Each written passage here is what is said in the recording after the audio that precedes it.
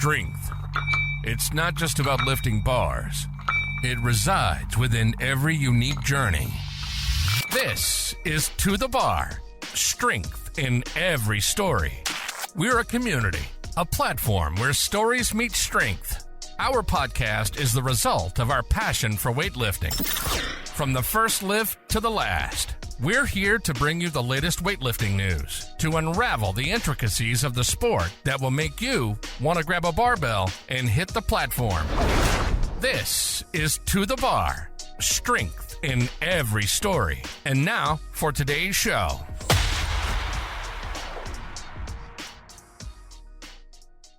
All right. Hello. Welcome to The Bar. Episode 207. Indeed, yeah. And yes, I'm one of your hosts, Aaron Holt, and you're the other one. I am indeed, yeah. Jess, Roebuck-Slaney. And it's been a very busy month, really. So we've had the British. Yep. We had Lift Me Up. We did, yeah. And we've literally just come back from MEMS, who did a youth sort of, juniors. Yeah. So it was under 20s, under 11s, yeah. under 10s. But pretty impressive, Full range, nonetheless. Yeah. So yeah, where do we start? British. No, we've done that. We've done the British. Yeah, they're not getting any more attention. No, Lift Me Up, surely. Yeah. Yeah. I mean, that was great. Yeah. So we talked about Lift Me Up in the last podcast. Mm-hmm. And we sort of briefly touched on that being where we would be next. Yep. So I'm going to just go over it again for anybody that doesn't know what Lift Me Up is or why we try and support it every year. So it's Emily Muskett. She was Emily Godley back when she competed for Tokyo, but Emily Muskett now. She was a guest on season 1, so if you haven't listened to that episode, go back and give it a quick listen, because she does talk about where Lift Me Up came from and her story in terms of getting to the Olympics. But Lift Me Up is a charity competition, so all of the money, not just profits, but all of the money, so everything that goes into that competition is donated to the Motor Neuron Disease Association, because Emily sadly lost her mum just a few months before she competed as an Olympian for British Weightlifting at Tokyo Olympics. And so that's held in, or has traditionally been held in Newton Abbot at Winners 2000. That's 5 years now she's been doing it. Yeah. And last I checked, so when we had her on as a podcast guest, she'd raised over £60,000, and that was before this most recent comp that easily did another 6, probably more than that by the time it was all added up and put together. So it's a pretty impressive event, isn't it? Yeah. I mean, it's incredible to raise, it's hard work raising money for charities. As any one of you out there who's tried to do a fun run or some sort of sponsored event for charity, you always feel like you're begging, borrowing, trying to get people to reach into the pockets when, let's face it, times are tough anyway. But to still be able to push out a competition like we had and to raise that amount of money is incredible, really. I think it's a reflection on Emily's part in the community, though, because, I mean, everybody comes together. You might have seen on some of our social media, we posted about Mark House, so he comes over from the USA, Sarah and Ed are there every year. It really is a coming together of everybody around Emily and Emily herself for that competition to run. And it doesn't actually feel, it is a competition, don't get me wrong, but it doesn't feel like your traditional competition, does it? It feels not at all. Fun. It feels like a charity event. It feels like something different, and I think that's why it's so popular. Yeah. It's because it's so different. It's like an event. Yeah, and I think we were really fortunate as well this year. We had loads of sponsors throwing their time, effort, prizes, stock. Yeah. We had Shemek from LuXiaoJun UK coming down, and so we got to see the new plates and barbell. We had CJC Gaines, who donated loads of tape. We had... I'm so tempted to nick some of that. Goose Squad, they sponsored. We had SBD, Optimum Nutrition. The list goes on. I mean, I'm going to go back to LuXiaoJun and Shemek because he didn't just donate plates and So he donated the barbells and the plates for the competition, so a full competition set. He also turned up with his stall so that people could buy and try on and order and collect whilst they were there. He donated straps for all of the podium athletes, including the best lifters. There was so much stuff that he put in physically in terms of donation, but he also turned up the day before and did what a lot of people don't do, which is helped set up and then stayed late and helped take down. And, how often do you find a sponsor? I mean, and I'm not just bigging them up because they sponsor us personally as a podcast, but how often do you find people that do that other than people who are within the weightlifting community? Because it says a lot. Same as Ed Halstead, turning up the day before, setting it all up. Yeah, again, obviously BWL staff, but it comes out of his own time and pocket, driving all the way down from up north. Yorkshire. Yorkshire. With Yorkshire tea. With his Yorkshire tea. In a van, accommodation for 2-3 nights. Yeah. Yeah. And I think that was one of my most knackering but also favourite moments was when it was all done. It was the people that stayed behind and packed away. Yeah. Because it was the likes of Sarah Davies and Ed Smell and me and you and Shemek and Mark House that stayed, and it was some of the Kaizen guys stayed behind, but that community spirit for me was really the people who stayed at the end to put the gym back together. It wasn't just one or two people. There were quite a lot of people that stayed and did the hard work that nobody really wants to do when it comes to hoovering, putting the stupid ski ergs back. But and of course, we haven't mentioned Ollie White really, but the time and the effort he's put into the competition as well, and be able to organise it and get it up and running, ready for it. Because liaising with the gym, sorting out everything, all the lifters. Fantastic work. But really great day. And it's not actually done. It's not done. And much to Jess's disgust, I'm going to tell you, because I'm going to plug this a bit more, because it was my aim was to spam you all with messages about the raffle, and because I wanted to raise £1,000 on the raffle, which we've done. So I'm now going to go for 2,000. Oh, so, but just as a reminder, we have so the raffle is you buy a £5 a ticket, or if we look at the discounts you can get, so you can actually buy 3 tickets and get one free, 5 tickets get 2 free, buy 10 tickets and get 5 free. And I'm telling you this because we've obviously put some money in anyway, but we're lessening our chances of winning. To be clear, that's why I don't want anybody else buying tickets. It's not because I don't want the charity supported, it's that I want the Pyros shoe, and I am not going to win it if everybody else keeps buying tickets. And I half feel like everybody's buying tickets just to piss me off. But please. But so there's 2 pairs of LuXiaoJun lifting shoes. So we've donated a pair, and of course Shemek from LuXiaoJun UK has donated a pair. And these are pairs that you can go off and pick. So you can pick the most hideous, loveliest looking pair, the pinkest pair, or the goldest pair, which I have the goldest pair. Beautiful pair. And I'm just best goldest pair in the world. Sorry, just going to clarify, it was a shit joke. I'm going to clarify that although it's listed as a male and a female, that was because originally we had wanted to try and draw, when we were setting the raffle up, we wanted to try and draw a male winner and a female winner, and then so many people from the community came forward to donate prizes that we set the raffle up in that we couldn't honour that in the sense of making sure one man and one woman won. So each prize became unisex. So you win what you win, and it doesn't, the shoes are unisex anyway. So so two brand new pairs of shoes, lifter shoes. There's of course Goose Squad have donated limited edition T-shirt, which I really want as well, because the ones that he gave us last time, the Nike ones, were great. Weightlifting House, thank you very much, Seb and Co, for donating a backpack.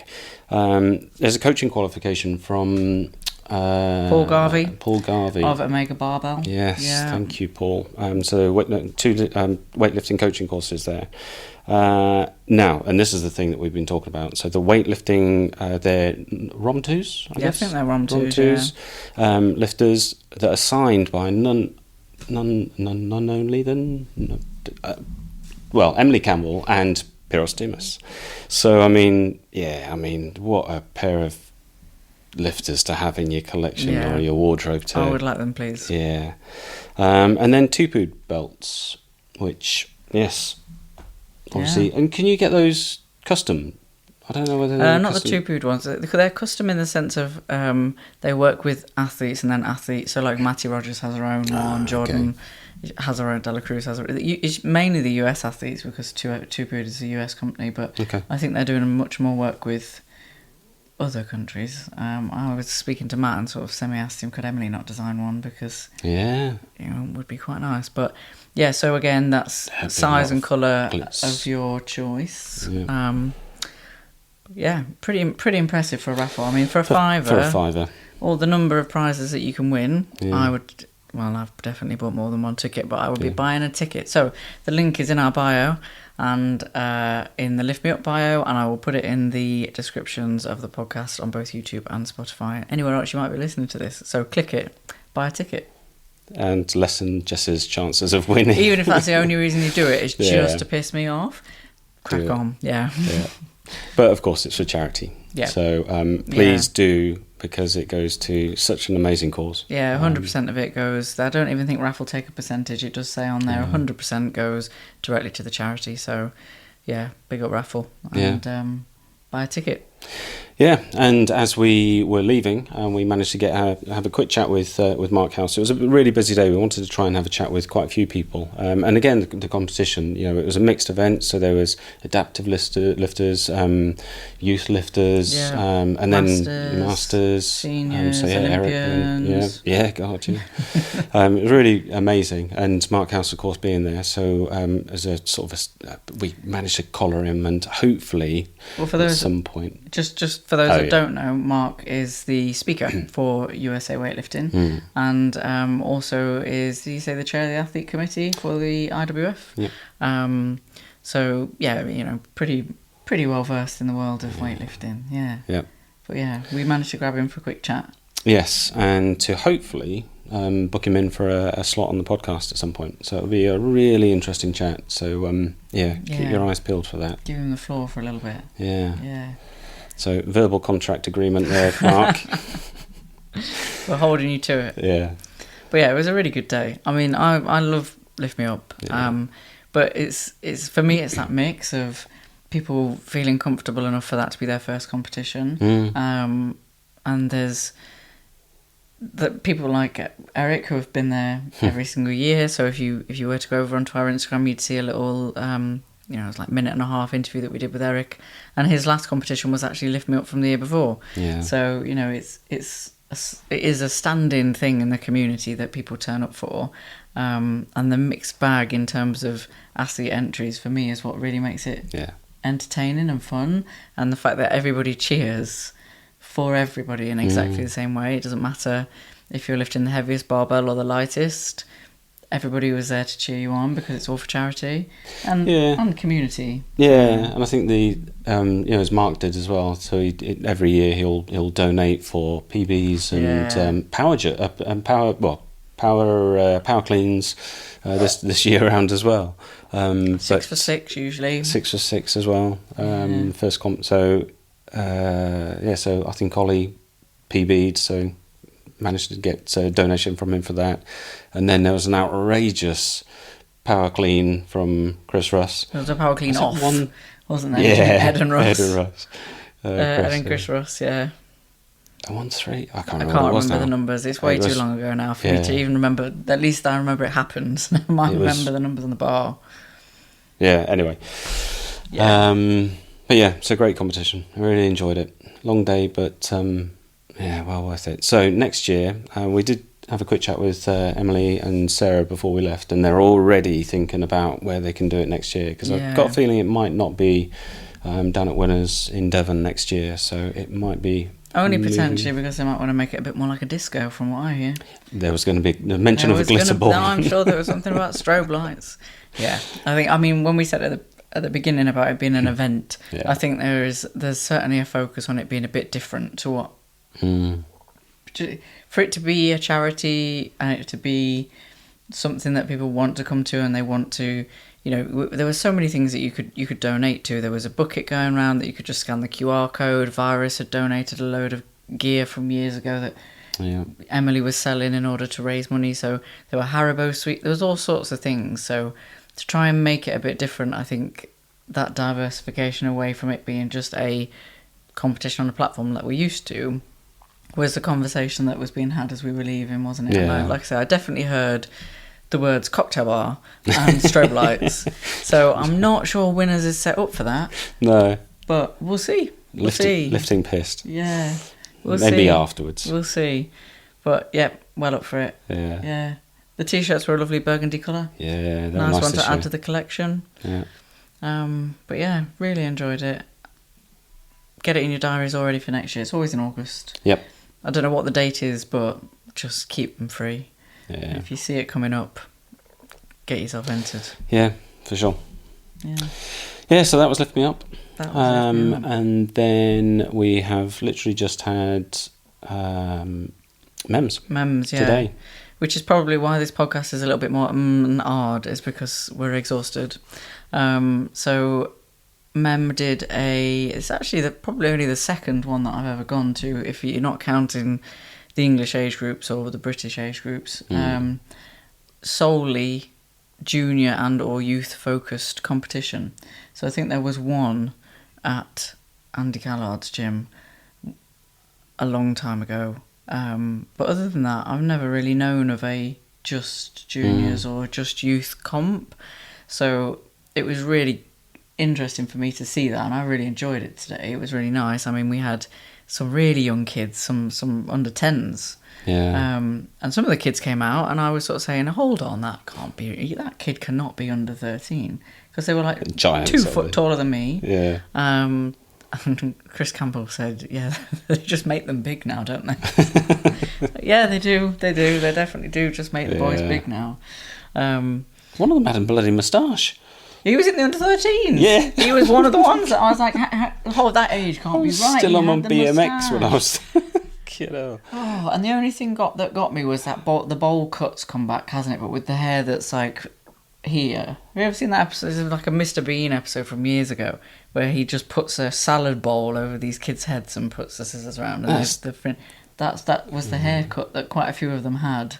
And I was a little bit like, that's an interesting choice. Oh, have you seen that guy that's going around Instagram at the moment? Who's in Ibiza, the boss, the final boss or something? No. Haven't you? No. I don't use Instagram. You're lucky. I know. I'm quite protective of social media wise. You occasionally get a lift of mine from the gym and that's it. Otherwise, it's very rare. Yeah. But yeah, bowl haircut. Bowl type haircut, thing. yeah. But yeah, so we've been there all day. And again, I mean, Mem's concert, they're so slick, aren't they? Yeah. Mem, he's so determined for things to be done right. And I love that about him and Sylvia, that they're so passionate about weightlifting that it's not just that they want it done right because they want to be the best or they want the most people to enter their competition, or it is all about the athletes. Yeah. I mean, they take a loss and they take even more of a loss on days like today, because if I remember correctly, Mem very distinctly said to me, I'm not even sure he charged the young anybody today, and if they did, they didn't charge them the usual rate, because he was sort of saying nobody's doing it and it doesn't feel right. And so for me, for a coach to be saying it doesn't feel right and then be putting on things out of his own pocket and of his own time and getting his own club members to donate their time to come and load and be speaker and stuff, that's somebody who's really giving back to a community, but not just to a community, to the community, the lifters of the future. Yeah. Because absolutely. Some of those kids that we saw today, I mean, there was a Cameron and Max, or what was his name, Max Cameron?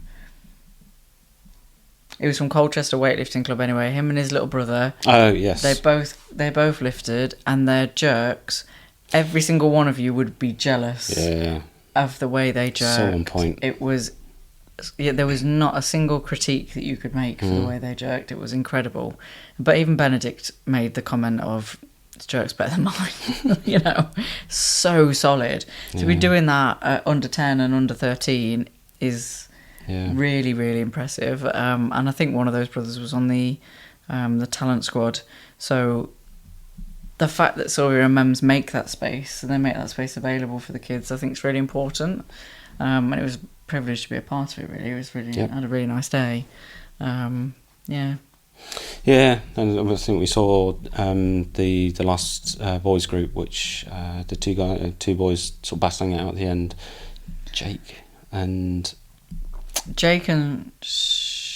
they're both Mems lifters. Yeah, I was chatting to the father. Can't remember the boy's name, but yeah, incredible. I mean, what were they? 100 snatch, 130 clean jerks. Yeah, easily. For 16-year-olds. I know. It makes me want to cry. Yeah. But also good for them. I mean, they work hard for it. Oh, yeah. They work hard for it. Yeah. It is interesting watching them lift, though. I mean, we made a couple of jokes, me and the other refs, but also me and you, about the boys just never looking particularly happy. Or occasionally, when you did get a celebration out of them, you could feel the joy, because the celebration was so authentic. Yeah. But it's an interesting age, isn't it? Well, it's weird because Noreen was there, and I sort of turned to her, and because my worry is that, and you know, from my own experience, I got bored of rugby. You know, when I was playing it so much, and it just got drilled into me.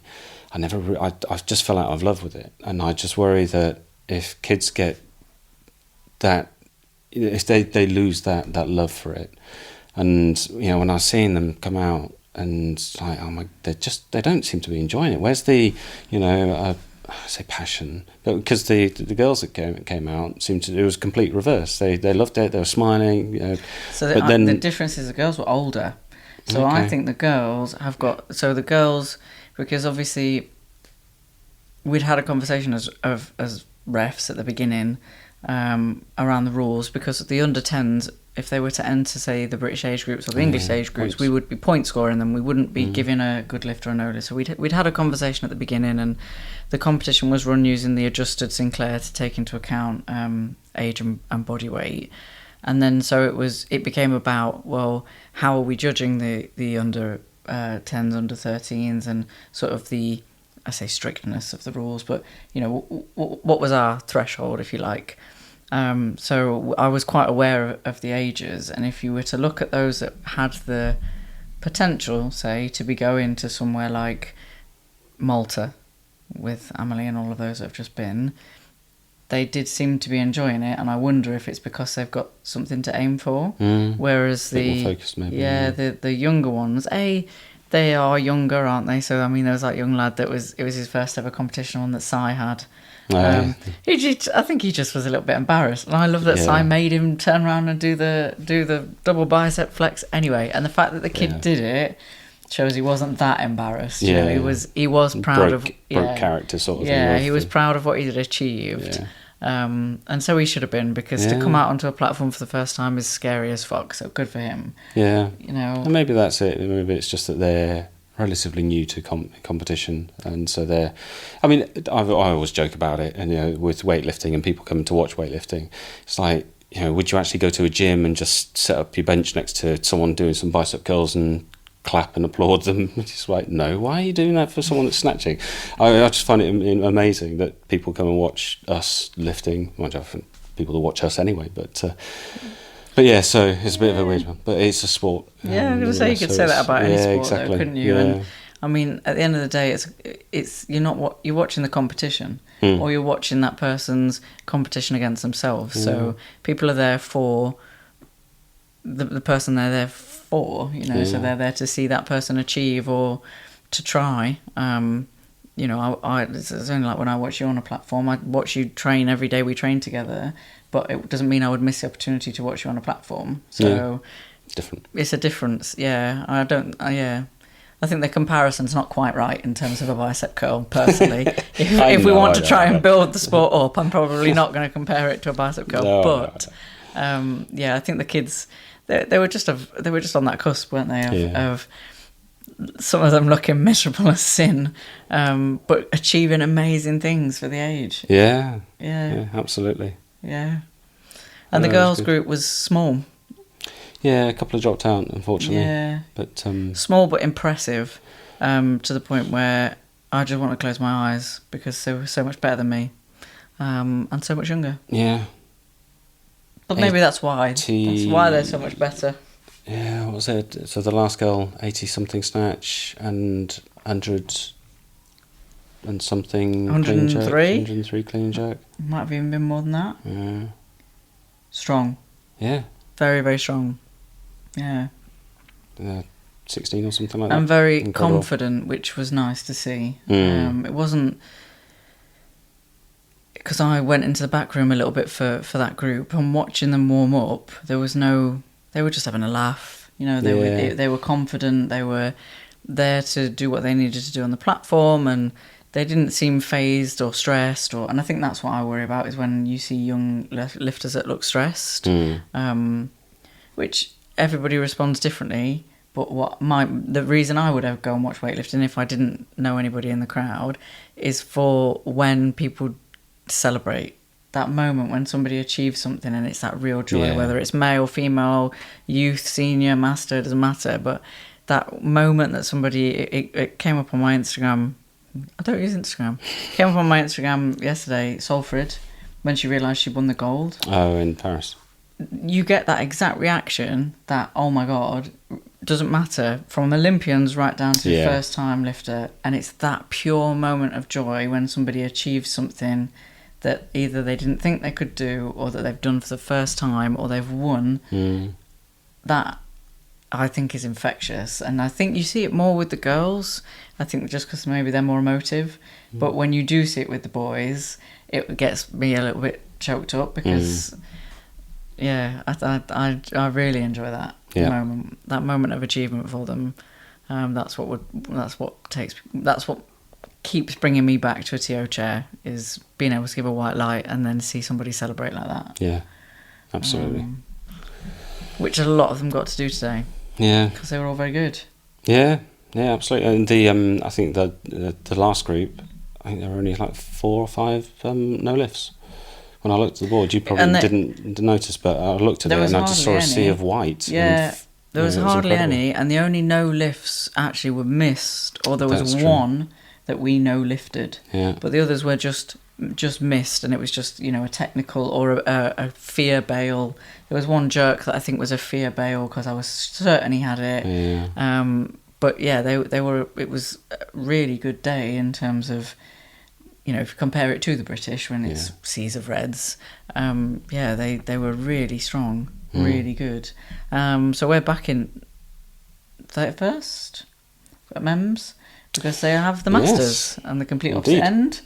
So having just put all that time into juniors, they're now going to be hosting the Masters. Spearheading the Masters. Yeah. Booked up already, 60 plus on a wait list. So that's going to be a long old day. It's going to be great. Yeah. Looking forward to that. I like the Masters events. Yeah. I do like, especially at MEMS. Yeah. I enjoy the Masters. And they did mention the scoring system, that they might actually use Q points as well. Good. Good. Well, I think it helps if people are having to if people are having to look at their Q points in order to qualify, then I think it makes absolute sense that the tier 3s should be using Q points. Yeah, exactly. But also, and it'll be session based, so it's not like it's the British where they'll just group in in age it's just or weight. Going to essentially overtake Sinclair, isn't it? It's more accurate. Exactly. Yeah. More up to date, so why not use it? Yeah. I don't get it, but yes. So I'm looking forward to going back. Yeah. Yeah. The Masters ones are always fun. Yeah, see some good, some old faces, so to speak. Yeah. So we've got that, and then, we've got quite a bit going on, really. But before we get to what hopefully is going to be our next big thing, following on from MEMS Junior and MEMS Masters, is hopefully that Mem and Sylvia are going to be our next podcast guests. Yeah. And I say hopefully, they are. They've already agreed to it. Mem's just shrugging it off and saying he's going to sit here and let Sylvia do all the talking, which I'm not going to allow. No. But he won't get a chance. No, so we'll tempt him with one thing. We'll sort of say something wrong, and he'll have to correct, and then that will be it. Floodgates will open. I'm just going to start talking to him because the man can chat, so he can pretend that he doesn't want to talk all he likes. So I bring that up because what I'm intending on doing is putting it on the story and asking you if you've got any questions. Have you got any questions for Mem and Sylvia? And that can be about anything. So the main reason I wanted to get them on the podcast really was to talk about the work that they do for the community, and I mean the local community of Camberwell, and the things that they do for the youth and just in general for the community. So that was my main topic of conversation. But noting that our tagline is "There's strength in every story," I thought it might be a nice opportunity to sort of throw it out and say, what do you guys want to know? Yep. You know, what do you want to hear about? And we can try and build our conversation with Mem and Sylvia from there. Yep. I want to know what smelling salts brand he uses because he's addicted to it. Well, he swaps them up too much because I bought the ones. I remember I bought the ones that he had, and we opened them. Well, actually, I didn't open them for about a month, and then I got them out of the bag, and they were that strong they had corroded the lid without even being opened. And then we opened them and both nearly threw up. Yeah. And they've never come out of my gym bag since. But today alone, I saw him with 3 different bottles. Yeah. So I think it's just whatever salt's as closest by. I don't think he discriminates. Minesweeps gyms. Yeah, For he is literally just like, oh, is that a smelling salt? I need it. I heard him saying to a lifter today, it helps me concentrate on you. Does it? Does it, Mem? So there we go. First question. Favourite brand of smelling salts? Favourite brand of smelling salts. Yeah. But yeah, please, if you got throw any questions. Throw them in. Yeah. Yeah. But before you move on to the other potential news, is that going on from that Masters, we also have the Masters, or the Southern Masters. So this is the other flavour of Masters, which I'm not going to get into. But there's another Masters. We have to do for a little bit for just in case somebody's new, don't we? We have to. Okay. I know it's annoying, but if somebody's only just joined the podcast today or is new to weightlifting, it's a really complex thing to explain in full, so we are not going to do that, but we will give you the very brief overview that there are 2 different federations. There's the International... Can't call them federations. International Masters Weightlifting is not federation? Well, I got told off for calling it a federation. Okay. Oh, God, I can bet by who. So there are 2 different organisations. Can I use that word? Yeah, fuck it. 2 different organisations. You've got British Weightlifting, and then we've got British Masters Weightlifting. And British Weightlifting offers Masters competitions. You can compete with British Weightlifting up until the day you die, if you like. It doesn't matter. You don't age out. British Weightlifting is the national governing body. Yep. And then you have British Masters, who are an organisation that put on competitions solely for Masters, and they work in collaboration with or underneath the International Masters Weightlifting Association. So, in a nutshell, it doesn't really matter. Yeah. But it's not a BWL competition. It is a British Masters competition, and I think they're quite keen that we make that distinction. So it's worth just doing that before we then go on to talk about it. Yeah, fair enough. So that is being held at Bethnal Green, and I can't remember the date, but you can. No, I can't, but I did put it in my diary. I think it's November. And I think they said they had 60 spots. They were keeping it to 60 spots. Now, most people that would enter Bethnal Green already know about Bethnal Green or would have already competed at Bethnal Green, but it's sort of like the OG Masters comp. It was actually the first place I ever saw you compete. Yeah. Yeah. Second place, actually. Oh. First place was Epsom. Yep. Second place because I turned up in the T-shirt with the photo on, yes, just to wind you up, with Beulah. So yes, but anyway, it is Bethnal Green. Unfortunately, have you got it? Saturday, 15th of November. Check that out. I got the month. From November, we're in it. Got Saturday the year. The 15th. I know, it's hardly narrowing it down, is it? I know it's the end of the year and there's not all that much left. I'm taking the win. I got November. Fair enough. But yeah, Bethnal Green. So it's been a real shame with Bethnal Green. So I don't know, as I haven't followed it closely enough. Again, not submerging myself in social media as much as perhaps I should. But I do know that there was a question over their lease on their building, and it's the oldest weightlifting gym in London. Yeah. And when you go in there, I remember coming to see you lift there for the first time and walking in and having this really overwhelming feeling of walking into history, because the walls are just covered in, and this is where the distinction sort of starts to make a difference, is, or at least some history of British weightlifting and British Masters, is the walls are covered in certificates that still say baller. So a British Amateur Weightlifting Association.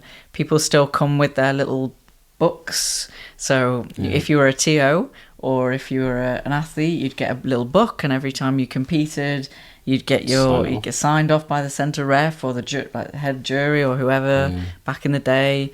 Same with the TOs, you would get a little signature to say what position that you'd work. Because last year, one of the IWF refs, she got Steve Cannon to sign to say that she'd been the left ref, and there's a real sense of history, but also of community even there. So it's a powerlifting and a weightlifting gym, and I want to steal most of the kit because it's all really good kit, but potentially from 100 years ago as well.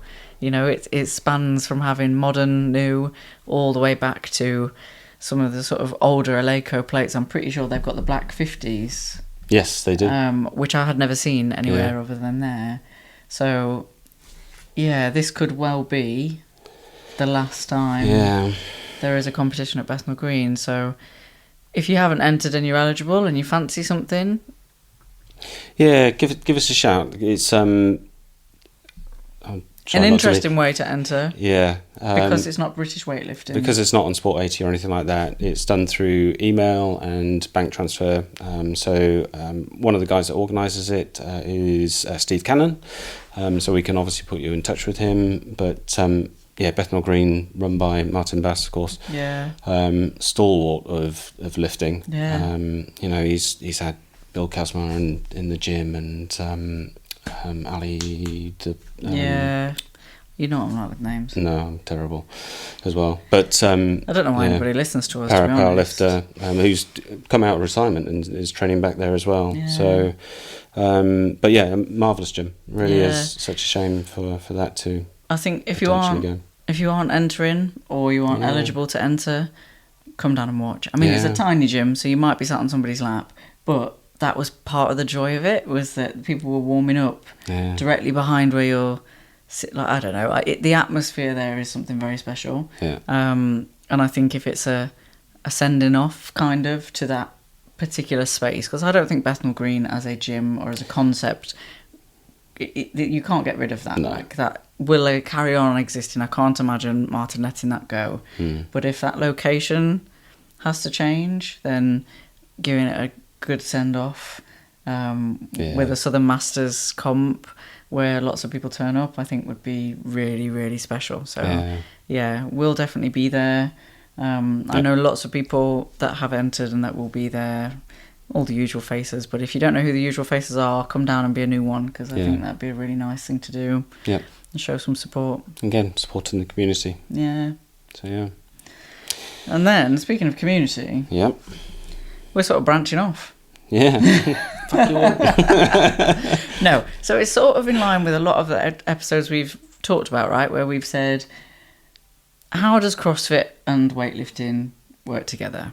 Yeah. And I think we never set out to be a podcast. Nope. We never set out to be anything, really. Aaron just got injured and we needed something to keep him occupied.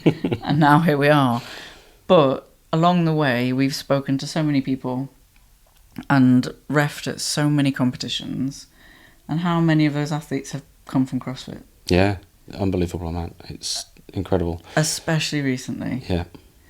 And I hazard to say it, but some of the strongest lifters I've seen recently have come from CrossFit. Yeah.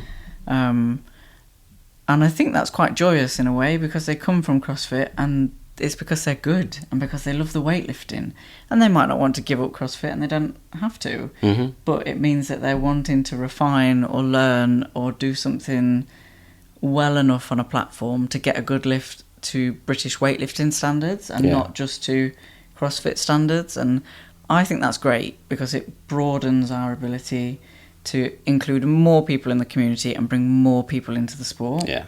And the more, we've said it recently about something else, but the more eyes you have on the sport, the better.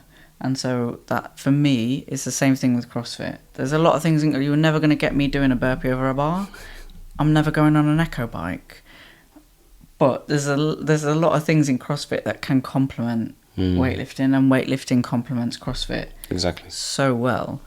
And that ties in with us going to the Rogue Invitationals, believe it or not. Yeah, we have been, we've got the honour really to go and do some bit media and some photography, and maybe even help behind the stall at one point. I'm going to sell a shoe. Yep, just one. Just one shoe. Great. One shoe, one single shoe. I mean, so LuXiaoJun UK are obviously our sponsors, and we should thank them really. I say thank them, and I mean thank Shemek again, because really a lot of his support is what makes the podcast possible. But that partnership of working together, again, it's just another way of the community supporting each other.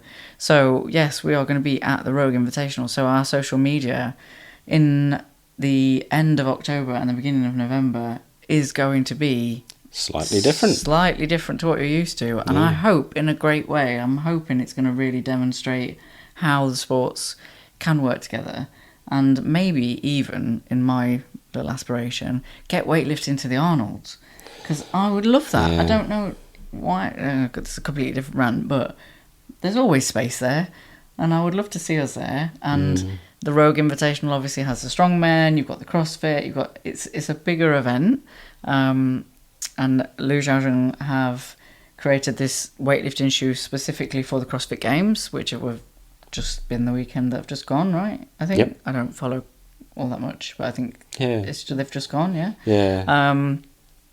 And so obviously Rogue are going to hopefully have quite a lot of athletes wearing the shoes, and hopefully have quite a lot of weightlifting for us to take some pictures of. Yes. Because again, I'm not really interested in taking a picture of a burpee. I was going to say, because if I'm going to be taking pictures of people doing skipping. Yeah. Sorry, double unders. Definitely not double unders. But especially after my trauma. No double unders. So if they're not doing weightlifting, we're going to be with Shemek, and I'm going to be hugging some kind of. If the lifting shoe cushions aren't there that were at the French Throwdown, I'll be annoyed. But so I'm going to be selling shoes, and you're going to be doing some social media interviews. Yeah. But whenever they're doing any weightlifting in there, we're going to be down there taking some photos. So I need to brush up on my CrossFit athletes, because I'll be chatting to someone that I have no idea who will be. The guy who won it this year apparently is a pig farmer. Good for him. See, CrossFit is for everyone. Weightlifting is for everyone. They were selling the Lu shoes, and then with the signed potato. I didn't really get it. But wasn't Lu's... Hold on. Yeah. Wasn't Lu's family, LuXiaoJun's family, farmers, pig farmers? Yeah, maybe that's where the crossover is then. Don't know. Anyway, we digress. The Instagram will vary. Yeah. And some of you might have already seen some of that stuff. So we reposted some of the... So obviously, yes, it was the CrossFit Open, because the CrossFit Games, because I shared the photography of theirs that had been used to promote. Yeah. Which is quite weird. You're seeing, stuff that we're doing being used like that. So it's great. It is great. It is also slightly weird, because it's absolutely not. We were talking about this earlier. This time last year we were in Paris at the Olympics. I'm pretty sure this was the day that Chloe and Ash spent €18 on a drink, and I'm never going to get over it. It might have even been more than €18. I think it might have been 23. Yeah. I'm never going to get over how much they spent on one drink. Was it some sort of spritzer? Aperol spritzer? No, it was a... I can't remember. It was a spritzer, but it wasn't the Aperol spritzer. The pasta was good, though. But yeah, so this time last year we were watching the Olympics, looking at the media and saying how amazing it would be to get to be over there. Yeah. And now we're going to start hopefully working towards getting some kind of media accreditation of our own. So it's thanks to you guys that listen and support and Absolutely. ask if you can buy the T-shirts when we're wearing the T-shirts, and come and say hello and agree to come on the podcast and put our flags up in your gyms. And it's thanks to you guys in the community that we get those other opportunities. So although it's not with weightlifting, it is with weightlifting, and hopefully will benefit weightlifting, even if it's a small way. Yeah, I mean, I think the majority of people that we know that run gyms or coaches in gyms have that crossover anyway. Yeah. Think of Henry with Steve Guildford. at North Tyneside. They always have that flavour of CrossFit or CrossFit and weightlifting, because that generates a fair chunk of cash that facilitates them to be able to do the weightlifting. So. And you find your good weightlifters, like your CrossFitters, and come this way. Yeah, come this way. So we're looking forward to that. We're quite excited. So that's in Aberdeen. Like I say, that's from the 30th or 31st end of October, beginning of November, essentially. So look out for that, because we're going to be doing lots of live streams. If you're not interested, just swipe on by. But if you are, please engage, because it might help support us get a little bit further and get closer to what we are actually aiming for, which is a bit weird, considering this started out as a piece of paper to help us as a cheat sheet for the rules. For some reason you keep coming back and listening to us ramble at the end of long days when we both look how we look right now. I definitely don't have bags under my eyes, and I haven't been up since stupid o'clock. But big thank you to everybody that listens. Yeah, thank you very much. And thank you to LuXiaoJun for supporting us. Indeed, yeah. I think that's probably it, right? That is probably it. So I think we'll sign off. Yeah. And we'll come back to you with something a little bit more interesting next time with Mem and Sylvia. With Mem and Sylvia. Yeah. And then we've got a couple of other guests lined up. So obviously Mark, Benedict. Yeah. Yeah. Anybody else that you might want to listen to or hear from, let us know, and we will reach out. We've had a couple of people say yes. We just need to get them booked in. Yeah. But awesome. All right. Thank you very much for listening. Thank you very much. We'll see you next time. Cheers. Done. Good. That'll do, donkey. That'll do, donkey. That should be recorded. That'll do, donkey. That'll do, donkey. You've been listening to the Bar, strength in every story. Thanks so much for listening. We're so happy to have you as a member of our community. We have a passion for weightlifting, but we also have an insatiable curiosity about everyone's story. We hope you've enjoyed the show. If you did, make sure to like, rate, and review. And we'll be back soon. But in the meantime, find us on Instagram at _2_thebar. And be sure to hit the website at 2-thebar.com. See you next time on To The Bar. And remember, there's strength in every story.